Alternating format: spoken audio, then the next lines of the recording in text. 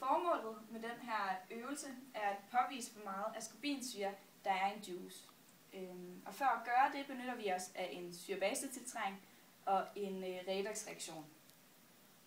Og med hensyn til fremgangsmåden er det første, vi gør, er, at vi blander kaliumjodid og kaliumjoddat, så vi altså får en jodblanding.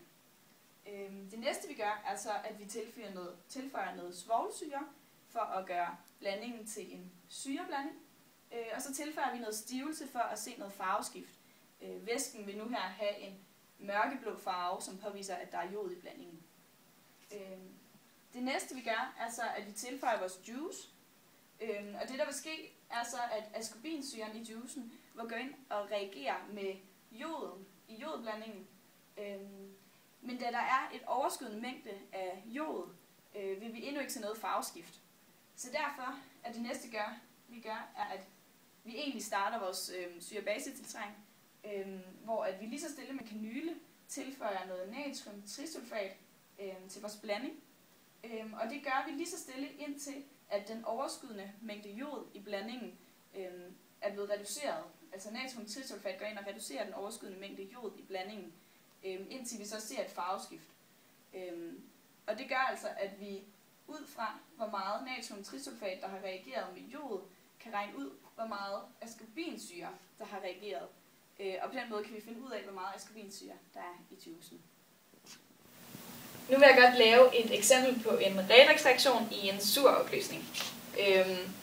Og når man skal lave en redoxreaktion, er det godt at vide, at oxygen har oxidationstallet -2, og hydrogen har oxidationstallet +1. Så det første vi gør, er, at vi bestemmer oxidationstallet for hvert vores led. Og vi kan se, at i det første led her er oxidationstallet lig med ledets ladning, altså 2. Og oxidationstallet skriver man med romertal. Og her ser vi så, at der er 2O, og vi ved jo, at O er -2, så derfor har vi -4, altså er oxidationstallet +4. Og igen her kan vi se, at vi har 4. Det vil altså sige -8, men da vi kan se, at den har en ladning på -1, så giver det altså et oxidationstal på 7. Og den sidste her, samtidig som før, er oxidationstallet lig med ladningen, altså 2.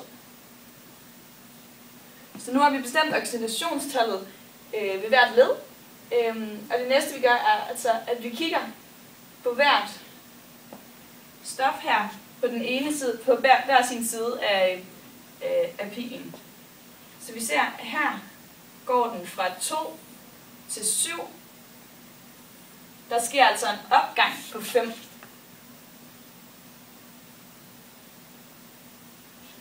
Og igen her kigger vi.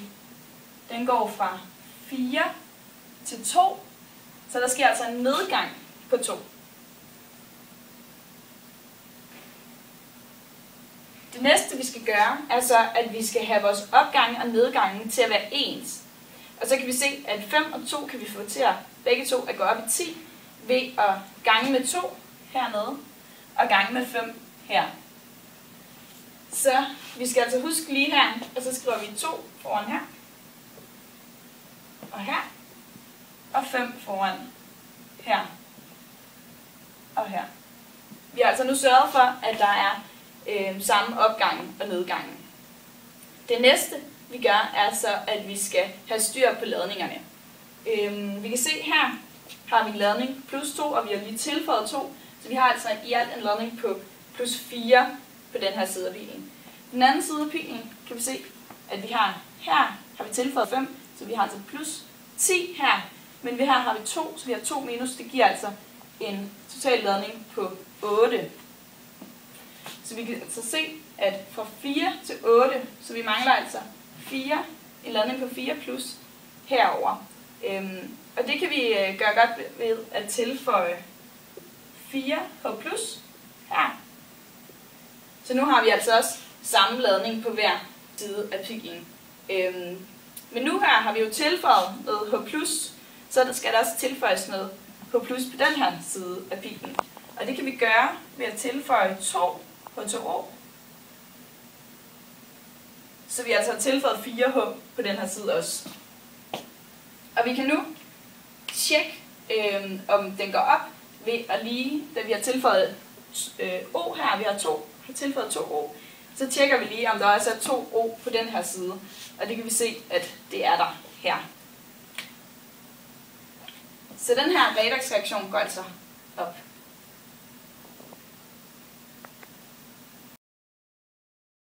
Vi skal beregne mængden af askorbinsyre i appelsinjuice, og vi benytter os lidt af det her med, at askorbinsyre kan reagere med jod og danne dihydrogen-askorbinsyre. Og det bliver ikke sådan alt for teoretisk gennemgang, mere sådan lige en gennemgang af nogle masseberegninger.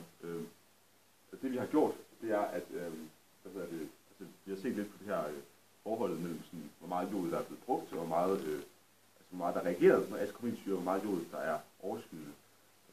Men for at vi kan finde ud af, hvor meget jod der er overskydende, så har vi været nødt til at lave en titrering. Og der har vi brugt den her base, natriumthiosulfat. Og stofmængden af den har vi regnet ud her. Vi har brugt 8,8 ml af den i den her koncentration, og vi får altså, at stofmængden er således. Og når vi kender den, så ved vi fra det reaktionsskema, som vi ser her, at stofmængden af, af den overskydende jod, den er faktisk lige med netop en halv gang af stofmængden af natriumthiosulfat.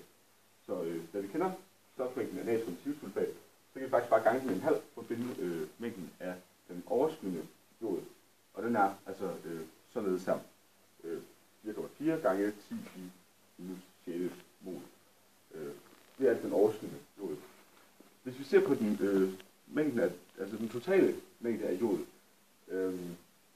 den finder vi ved at gange ved at se på det calciumjodat, som vi har brugt. Det har vi brugt 2 ml af, og vi har brugt det i den her koncentration. Og mængden af stofmængden af totale stofmængde af jod, den er altså således her 6 gange 10 i minus 6 mol.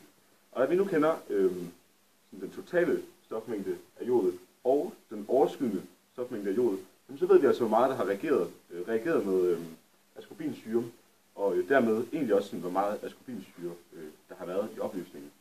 Så for at finde ud af det, så tager vi den totale stofmængde af jod minus den her mængde af overskydende jod. Det er de to tal her. Her er den totale mængde af jod, og her er den overskydende mængde jod. Og vi får altså, at den mængde jod, som rent faktisk er blevet brugt, som rent faktisk reageret med askorbinsyre. Altså askorbinsyren, den er 1,6 gange 10 i minus 6 mol. Og det er så milliliter, vi kan så omregne til 1,6 gange 10. 1,6 gange 10 i minus 3 mol per liter. Jeg kom lidt før, der fandt vi ud af, hvor meget askorbinsyre der var i, hvor mange mol askorbinsyre der var per liter. Opgaven det er så nu at finde ud af massen af askorbinsyre i 100 ml af den her juice. Og som sagt, så ved vi fra før, at der er 1,6 gange 10 i minus 3 mol per liter askorbinsyre. Og det her tal, det dividerer vi som 10, for ligesom at finde ud af, hvor mange mol askorbinsyre er der i 100 ml af saften. Og der er så mange mol. Og vi ved, at askorbinsyre, den kan skrives således. Vi ved, at den indeholder 6 carbon, 8 hydrogen og 6 oxygen. Og hvis vi tager det periodiske system, så kan vi så regne ud, hvor mange units det her molekyle det vejer. Vi ved, at carbon, det vejer 12,01 unit. Så vi ganger med 6, bliver 6 carbon. Sammen gør vi hydrogen, der er 8 stykker. Det vejer 1,08 gange 8. Og sammen med oxygen, vi vejer 16 units per styk. Der er 6 af dem, så derfor ganger vi med 6. Og samlede molekyle, det kommer altså så til at veje 116,07